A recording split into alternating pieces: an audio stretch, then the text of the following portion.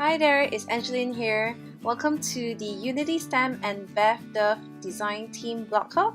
And today I'm going to show you how to use a background stamp with Oxide inks.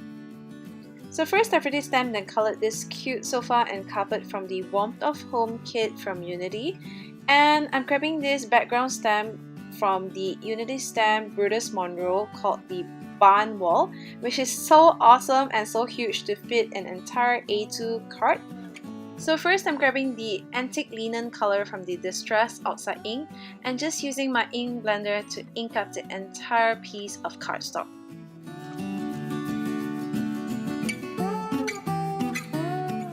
Then I'm spritzing some water to create some distressed look and getting my heat gun to dry it up.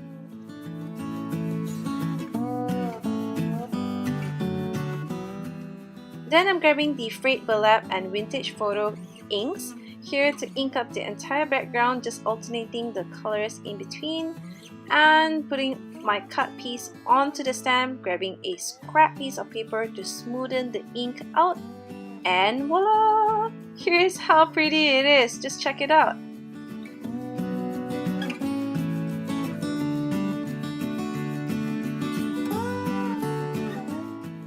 Next, I'm just going to adhere the piece to my card front and just deciding whether I want it to be horizontal or vertical here, and just adhering all the sentiment and stamped images in, adding some Aurora sequins from Unity stamp to my card as well.